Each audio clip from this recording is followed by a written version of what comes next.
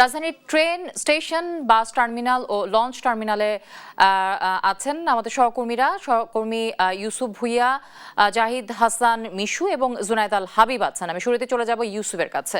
ইউসুফ, স্টেশনের ঘরমুখ যাত্রীদের চাপ কেমন দেখছেন আপনি?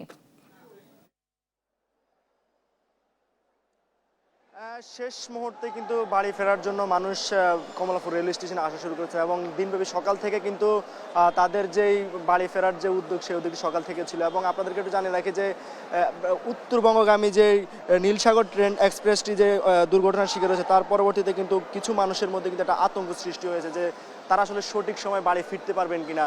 তবে আপনাদেরকে জানিয়ে রাখি, এখন পর্যন্ত রেল স্টেশন কর্তৃপক্ষ আমাদেরকে যেমনটা জানিয়েছে যে ট্রেনটি ঢাকা থেকে নীলফামারী যাওয়ার পথে বগুড়ার সান্তাহারে নীলসাগর এক্সপ্রেস ট্রেন লাঞ্ছিত হওয়ার ঘটনা কিন্তু এখন পর্যন্ত কোনো ধরনের ট্রেন শিডিউলের কিন্তু বিপর্যয় ঘটেনি। কর্তৃপক্ষ এই জিনিসটি কিন্তু আমাদেরকে জানিয়েছে যে রেলওয়ে বিভাগীয় ব্যবস্থাপক রয়েছেন ABM কামরুজ্জামান। তিনি আমাদেরকে বলেছেন যে যেই ট্রেনগুলো ঢাকা থেকে উত্তরবঙ্গগামী যে ট্রেনগুলো যাচ্ছে, সেই ট্রেনগুলো কিন্তু তাদের সময়ের মতোই যাবে এবং শুধু উত্তরবঙ্গ থেকে ঢাকাগামী যে ট্রেনগুলো আসবে, সেই ট্রেনগুলোর ক্ষেত্রে কিছু জায়গায় বিপর্যয় হতে পারে বা সময় বিলম্বিত হতে পারে। তার মধ্যে তিনি একটি ট্রেনের কথা, পঞ্চগড় থেকে যে ট্রেনটি ঢাকাগামী হবে, সেই ট্রেনের কথা তিনি স্পষ্টভাবে বলেছেন যে মিনিমাম 5 থেকে 6 ঘন্টা সময় কিন্তু হয়তো বাড়তি সময় লাগতে পারে বা বিলম্ব হতে পারে।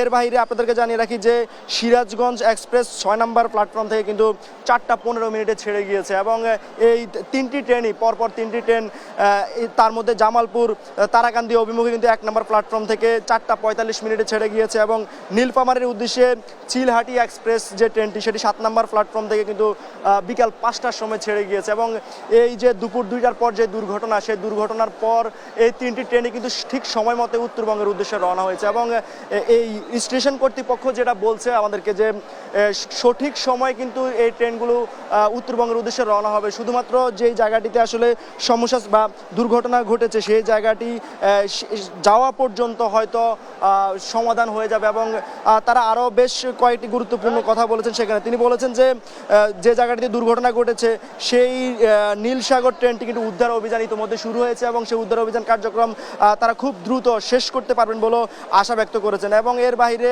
আপনাদেরকে জানিয়ে রাখি, আমরা সকাল থেকেই এখন পর্যন্ত কমলাপুর রেল স্টেশন থেকে শুরু করে যেখানে ঘরমুখী মানুষের যে আনাগোনা যেটা দেখেছি কমলাপুর রেল স্টেশনে, আমরা দেখেছি তাদের মধ্যে যে উৎসাহ উদ্দীপনার সঙ্গে তারা যেমন যাচ্ছে, ঠিক তেমনি কিন্তু জীবনের ঝুঁকি নিয়েও তারা যাচ্ছে। আমরা প্রত্যেকটি ট্রেনের যদি কথা বলি, প্রত্যেকটি ট্রেনে কিন্তু আমরা ছাদের উপর দরজার মধ্যে কিন্তু জীবনের ঝুঁকি নিয়ে তারা বাড়ি ফেরার জন্য এসেছে এবং অনেকেই দেখেছি শুধুমাত্র পুরুষ নয়, পুরুষ নারী সবাইকে আমরা দেখেছি ট্রেনের ছাদে করে বাড়ির উদ্দেশ্যে রওনা হতে। এবং এই ক্ষেত্রে একটা জিনিস জানিয়ে রাখি যে আমরা আইন শৃঙ্খলা বাহিনীর সঙ্গে কথা বলার চেষ্টা করেছি, তারা আসলে অনেকটা নিরুপায়। কারণ হচ্ছে এত পরিমাণে মানুষের কারণে আমরা অনেক যাত্রীদেরকে জিজ্ঞেস করেছি আসলে আপনারা কি কারণে আসলে শুধুমাত্র ট্রেনের উপরে ঝুঁকে, তারা আসলে ট্রেনকে নিরাপদ হিসাবে ভাবছেন, এই কারণে তারা ট্রেনের উপর ঝুঁকছেন। তবে যে এই ছুটি শুরু হয়েছে, সেই ছুটির শেষ মুহূর্তে আগামীকালের মধ্যেই ঢাকা অনেকটা আসলে খালি হয়ে যাওয়ার সম্ভাবনা রয়েছে, অনেকটা ধরা যায়। আজকেই অনেকটা চাপ যাচ্ছে। এখন পর্যন্ত সকাল থেকে যে ট্রেনগুলো ছেড়ে গিয়েছে ঢাকা থেকে, সারা দেশে কোনো ধরনের ট্রেনের শিডিউল কিন্তু বিপর্যয় ঘটেনি এবং ট্রেনের শিডিউল বিপর্যয় ঘটেনি।